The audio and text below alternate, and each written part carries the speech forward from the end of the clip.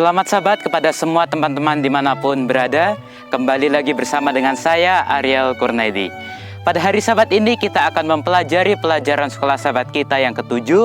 Namun pada hari Sabat ini adalah Sabat yang istimewa karena bukan saya yang akan membawakan, tetapi adalah seorang hamba Tuhan, seorang gembala jemaat di Jemaat Mandungan dan juga Kalikebo, yaitu Pendeta Daniel Rianto, yang akan membawakan pelajaran sekolah Sabat kita pada hari Sabat ini. Untuk itu silahkan teman-teman saksikan video ini sampai selesai untuk mengetahui pelajaran sekolah Sabat kita pada hari Sabat ini. Selamat Sabat, anak-anak muda, kita boleh ketemu pada Sabat yang indah ini. Kita akan belajar dari pendalaman Alkitab, dari buku Cornerstone dengan judul Teroris Dunia Terburuk. Dan cerita Alkitab kali ini dikutip dari Wahyu 12 ayat 17, kemudian 2 Timotius 3 ayat 1 sampai 5, 2 Petrus 3, dan juga dikutip dari buku Roh Nubuat, tulisan Nyonya Ellen G. White, buku Alpha Omega, jilid 8, pasal yang ke-36. Sebelumnya mari kita bersatu dalam doa. Bapa di surga, Khalik alam semesta, kami rindu belajar firman-Mu. Kiranya Engkau mengurapi kami dengan kuasa Roh Kudus, dan kami boleh mengerti, sehingga kami boleh tetap setia kepada Tuhan. Dalam nama Yesus kami berdoa. Amin. Baik, saya akan bacakan ayat intinya dulu, yang dikutip dari Wahyu 12 ayat yang ke-17. Demikian firman Tuhan. Maka marahlah naga itu kepada perempuan itu, lalu pergi memerangi keturunannya yang lain, yang menuruti hukum-hukum Allah dan memiliki kesaksian Yesus. Wahyu 12 ayat 17 ini ada kaitannya juga dengan Kejadian pasal 3 ayat yang ke-15, di mana Tuhan mengadakan perseteruan antara keturunan perempuan itu dengan keturunan iblis. Keturunan perempuan itu meremukkan kepalanya, keturunan iblis meremukkan tumitnya. Nah, sementara di dalam buku Alpha Omega, jilid yang ke-8 ayat halaman yang ke-621 sampai 622, di sana dikatakan demikian. Kebijakan setan dalam pertentangan terakhir dengan umat-umat Allah adalah sama dengan yang digunakannya dalam permulaan pertentangan besar itu di surga. Ia mengaku berusaha untuk meningkatkan kestabilan pemerintahan ilahi, sementara secara diam-diam mengerahkan seluruh usahanya untuk menggulingkan kuasa ilahi. Sementara setan berusaha membinasakan mereka yang menghormati hukum Allah, ia akan membuat mereka dituduh sebagai pelanggar-pelanggar hukum, sebagai orang-orang yang menghina Allah dan mendatangkan penghukuman ke atas dunia ini. Jadi kutipan ini menyatakan bahwa kita sebagai umat-umat Tuhan, umat-umat yang sudah dipilih, umat-umat yang menuruti hukum Tuhan, Nyonya Ellen G. White katakan, kita akan menjadi orang yang tertuduh. Kita yang dituduh, yang telah melakukan kekejian bagi Tuhan, padahal kita setia kepada Tuhan. Mereka yang tidak setia, mereka akan menuduh kita sebagai orang-orang yang menentang ilahi. Baik, sementara itu di dalam kitab 2 Petrus pasal 3 ayat 8 sampai 10, juga 2 Timotius 3 ayat 1 sampai 5, Rasul Paulus mencatat di sana mengenai keadaan dunia pada akhir zaman ini. Dikatakan di sana, akan tetapi saudara-saudaraku yang kekasih, yang satu ini tidak boleh kamu lupakan, yaitu bahwa di hadapan Tuhan satu hari sama seperti 1000 tahun, dan 1000 tahun sama seperti 1 hari. Tuhan tidak lalai menepati janjinya. Sekalipun ada orang yang menganggapnya sebagai kelalaian, tetapi ia sabar terhadap kamu, karena ia menghendaki supaya jangan ada yang binasa, melainkan supaya semua orang berbalik dan bertobat. Tetapi hari Tuhan akan tiba seperti pencuri. Pada hari itu langit akan lenyap dan gemuruh yang dahsyat, dan unsur-unsur dunia akan hangus dalam nyala api, dan bumi dan segala yang ada di atasnya akan hilang lenyap. Jadi, jika segala sesuatu ini akan hancur secara demikian, betapa suci dan salehnya kamu harus hidup, yaitu kamu yang menantikan dan mempercepat kedatangan hari Tuhan. Pada hari itu langit akan binasa dalam api, dan unsur-unsur dunia akan hancur karena nyalanya. Tetapi sesuai dengan janjinya, kita menantikan langit yang baru dan bumi yang baru, di mana terdapat kebenaran. Rasul Paulus melanjutkan, sebab itu saudara-saudaraku yang kekasih, sambil menantikan semuanya ini, kamu harus berusaha supaya kamu kedapatan tak bercacat dan tak bernoda di hadapan Tuhan dalam perdamaian dengan Dia. Anggaplah kesabaran Tuhan kita sebagai kesempatan bagimu untuk memperoleh keselamatan, seperti juga Paulus, saudara kita yang kekasih, telah menulis kepadamu menurut hikmat yang dikaruniakan kepadanya. Nah, anak-anak muda, sementara di dalam kitab Timotius 3, 2 Timotius 3 ayat 1 sampai 5, di sana dicatat keadaan manusia pada akhir zaman ini. Demikian, ketahuilah bahwa pada hari-hari terakhir akan datang masa yang sukar. Manusia akan mencintai dirinya sendiri dan menjadi hamba uang. Mereka akan membual dan menyombongkan diri. Mereka akan menjadi pemfitnah. Mereka akan berontak terhadap orang tua dan tidak tahu berterima kasih. Tidak mempedulikan agama, tidak tahu mengasihi, tidak mau berdamai, suka menjelekkan orang, tidak dapat mengekang diri, garang dan tidak suka yang baik, suka mengkhianat, tidak berpikir panjang, berlagak tahu, lebih menuruti hawa nafsu daripada menuruti Allah. Secara lahiriah, mereka menjalankan ibadah mereka, tetapi pada hakikatnya mereka memungkiri kekuatannya. Jauhilah mereka itu.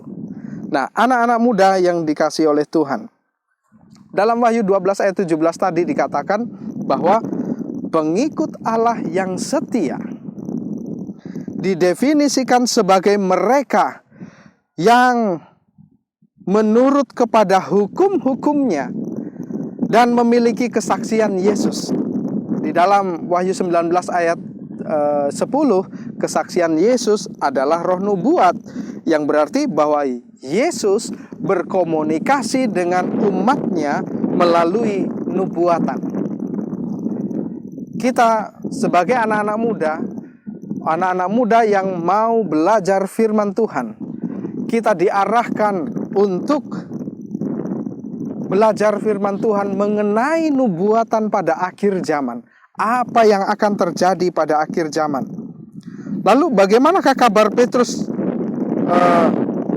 Kabar yang Petrus kirimkan kepada orang-orang percaya sehubungan zaman akhir.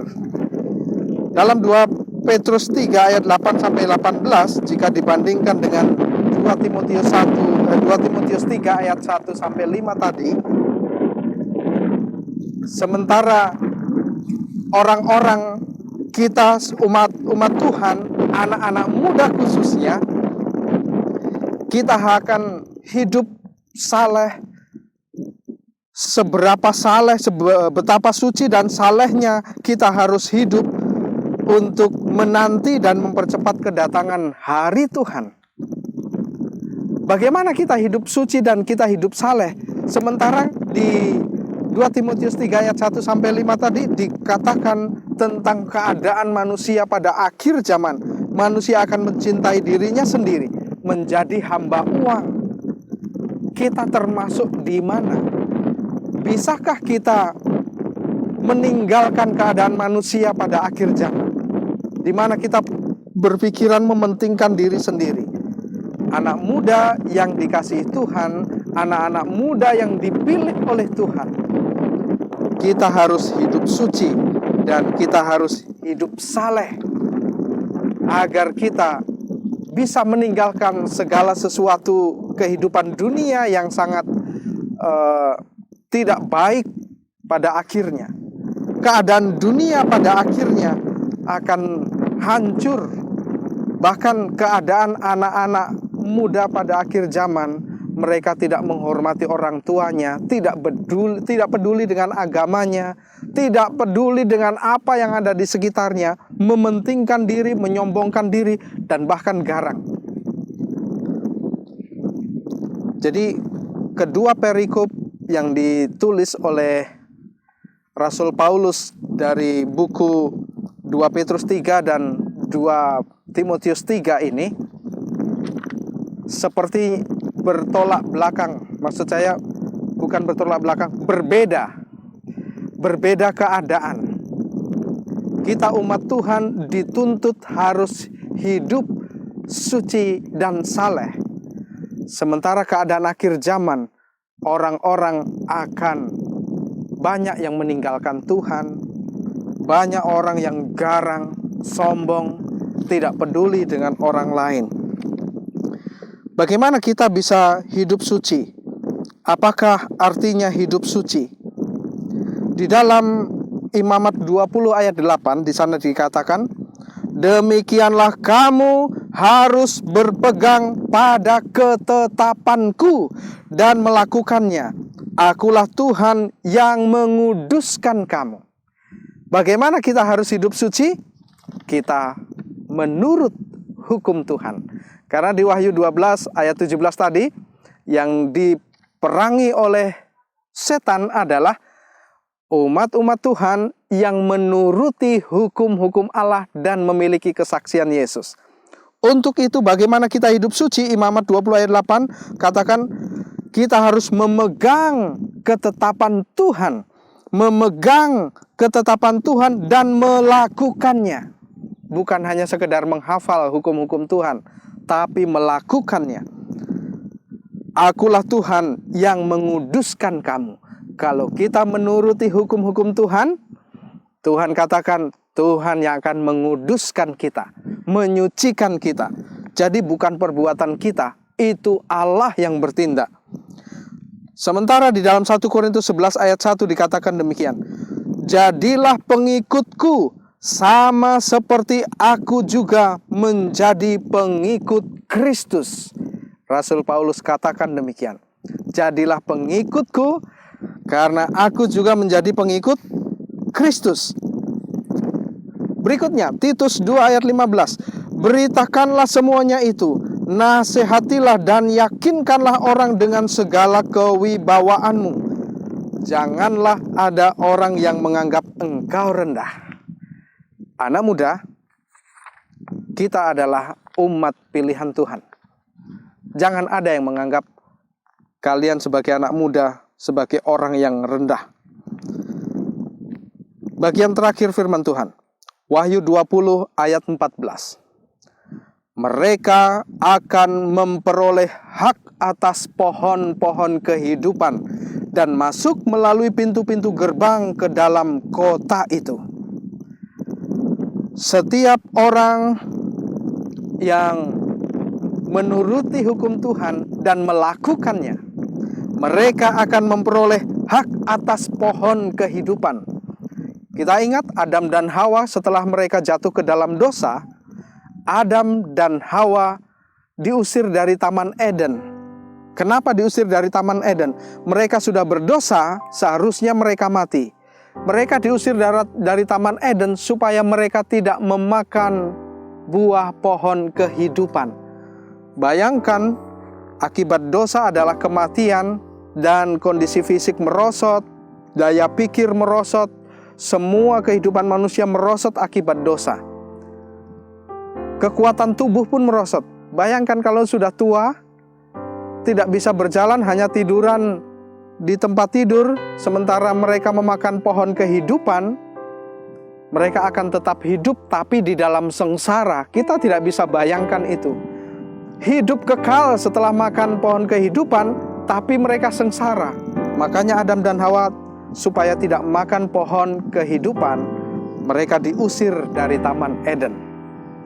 Dan kita anak-anak muda, ketika kita tetap berpegang teguh pada firman Tuhan, perintah Tuhan, kita akan memperoleh hak atas pohon kehidupan.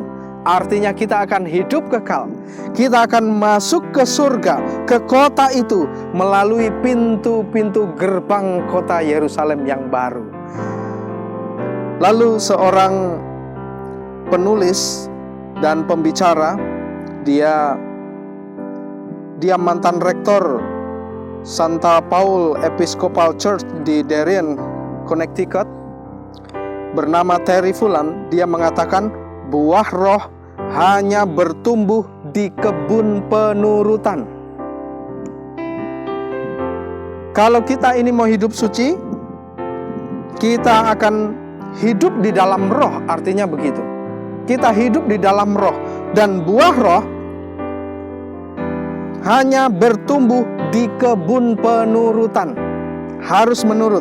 Sementara Stephen Carter, dia mengutip dalam buku Leadership volume 15 nomor 2, dikatakan demikian: agama itu ada dalam hati, satu jalan untuk menolak otoritas dari seluruh dunia. Yang terakhir, kutipan terakhir dari Wayne Jacobson. Dia juga seorang pendeta dan editor, salah satu penulis The Sacks. Dia katakan demikian: otoritas rohani mengalir tidak dari jabatan atau posisi, tetapi dari kehidupan yang sejati. Kehidupan yang sejati akan tumbuh dari dalam hati kalau kita hidup di dalam roh, sesuai yang dicatat dalam Galatia 5 ayat 22 dan 23. Buah-buah roh, ada 9 buah-buah roh. Nah, anak-anak muda yang dikasihi Tuhan, inilah pelajaran kita. Mari kita persiapkan diri kita sebagai orang muda yang takut akan Tuhan. Terlebih orang muda yang menurut firman Tuhan, menurut hukum-hukum Tuhan, dan melakukan apa yang benar di hadapan Tuhan. Agar kita hidup suci karena Tuhan yang menyucikan kita, Tuhan yang menguduskan kita, dan kita akan memperoleh kerajaan surga. Inilah pelajaran kita pada Sabat ini. Kiranya Tuhan memberkati anak-anak muda sekalian dan tetap setia hingga Yesus datang yang kedua kali nanti, sehingga kita didapati tidak bercacat celah, tidak bernoda. Kita akan tinggal di kerajaan surga yang mulia. Tuhan memberkati. Amin. Amin. Demikianlah pelajaran sekolah Sabat kita pada hari Sabat ini. Dan jika teman-teman semua suka, silakan untuk tekan tombol like dan juga komen di bawah. Dan bagi yang belum subscribe, silakan untuk subscribe. Dan jika teman-teman subscribe, jangan lupa untuk nyalakan loncengnya agar teman-teman dapat terus mengetahui video-video terbaru. Jika teman-teman mengaktifkan loncengnya, teman-teman akan mendapatkan notifikasi di HP jika saya mengupload video-video pembelajaran terbaru. Saya mengucapkan terima kasih banyak kepada Pendeta Daniel Rianto untuk pelajaran sekolah Sabat yang begitu menguatkan kita semua pada hari Sabat ini. Sampai jumpa di pelajaran sekolah Sabat berikutnya. Kiranya Tuhan Yesus memberkati kita semua.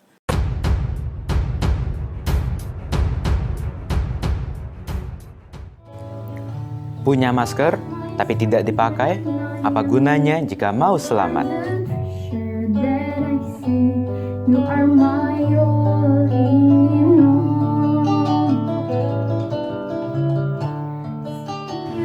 Ayo selalu pakai masker dan jaga kesehatan kita.